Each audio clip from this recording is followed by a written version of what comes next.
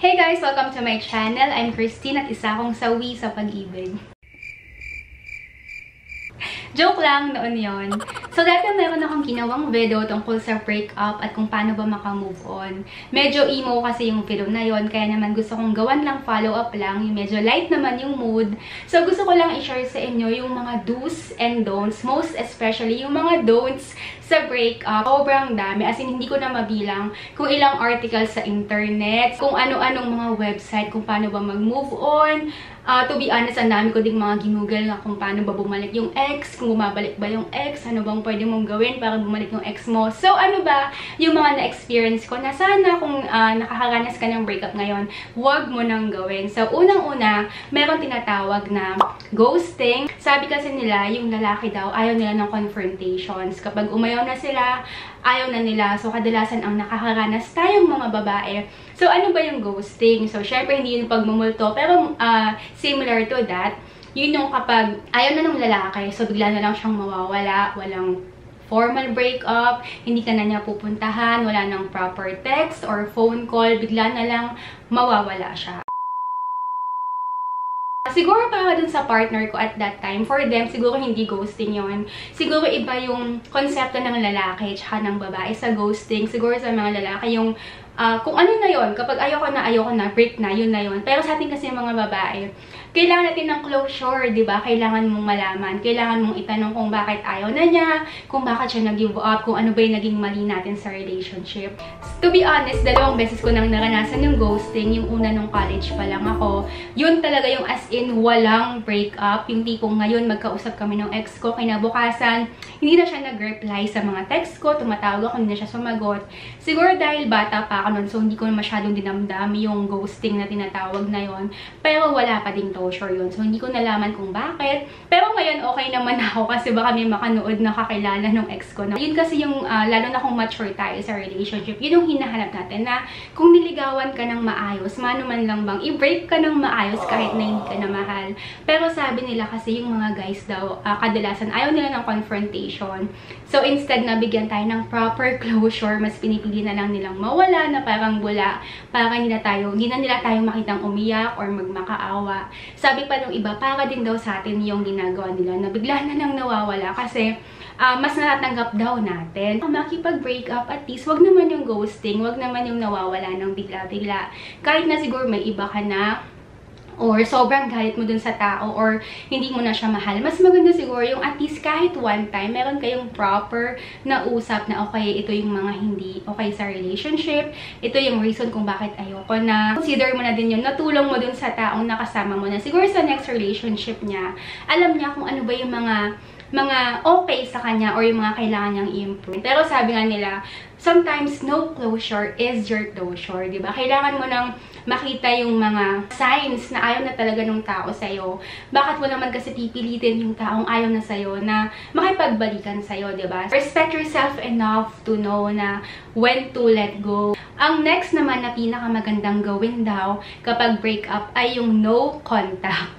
Actually, kung titignan niyo yung phone ko, sobrang daming articles kong binasa about no contact. Yun pala yung after ng breakup, hindi ka magmamakaawa sa ex mo na balikan ka, hindi mo siya pupuntahan, hindi mo siya ite-text. You walk away like a grown lady. Tanggapin mo lang. Syempre masakit yun. Wala namang breakup na hindi masakit. Pero, mas maganda siguro yung mag-walk away ka ng may composure ka, na meron kang respect sa sarili mo. So, yung no contact, at least for 30 days, bigyan mo yung ex mo, pati yung sarili mo ng space. So, wala mo ng Facebook, walang messages, walang text, walang tawag, hindi ka pupunta sa kanila. As in, no contact period. Walang kahit na anong contact. Sa una, pag breakup mo, ang hirap nung 30 days, as in 3 days nga lang na hindi mo makausap yung ex mo. Sobrang ang hirap na, para na siyang eternity. Pero, doon ko na-realize na mas okay pala yon. As kung dati ko nga lang nalaman nung no contact, siguro mas nagkaroon pa ng chance na bumalik yung, hindi ako naiiyak ha, pinagpapawisan lang ako.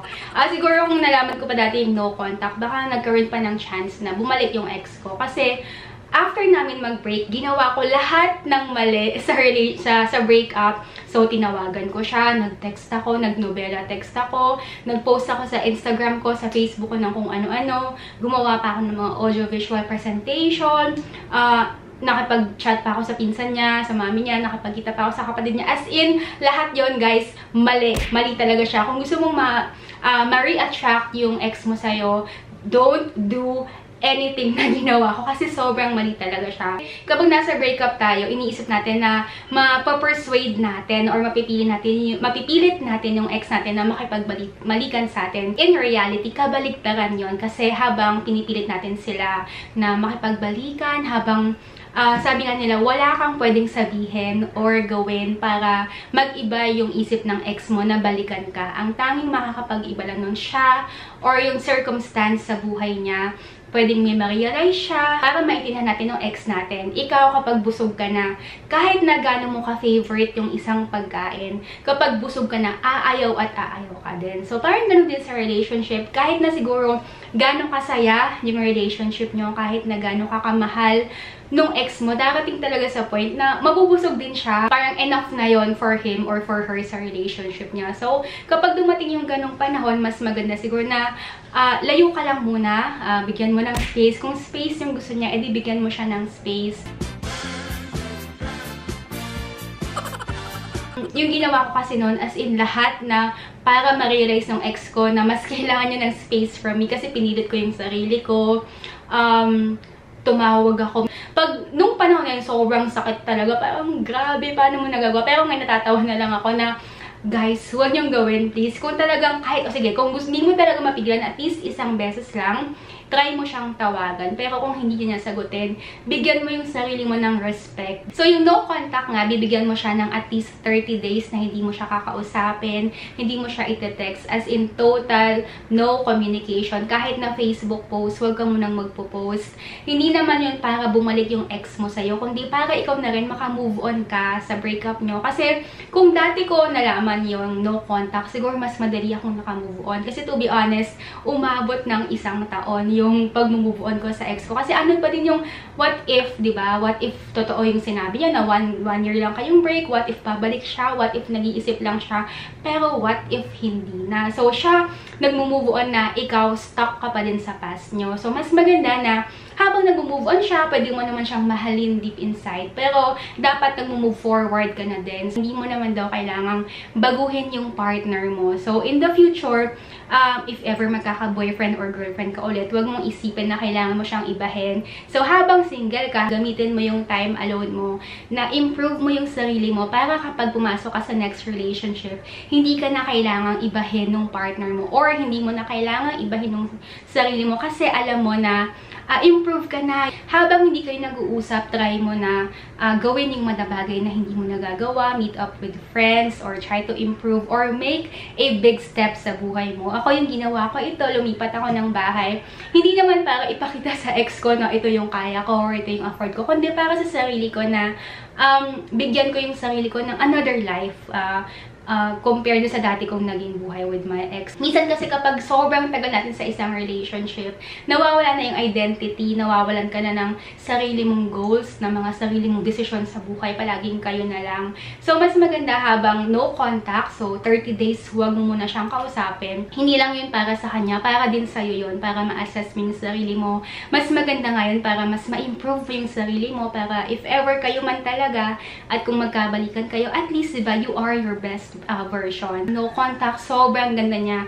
Kung hindi enough tong video, try nyo mag-google about no contact. Sobrang, kung dati ko lang nalaman talaga, siguro mas naging mas madali para sa akin yung pag-move on. Kung gusto nyo yung ganito na sit-down video lang na magdi-discuss lang ako ng mga topics sa tungkol sa buhay-buhay. So, comment kayo kung nagustuhan nyo. Tapos, kung first time nyo akong napanood, subscribe to my channel and follow me on Instagram and Facebook. Search mo lang at Real Asian Beauty. See you next time. Bye-bye!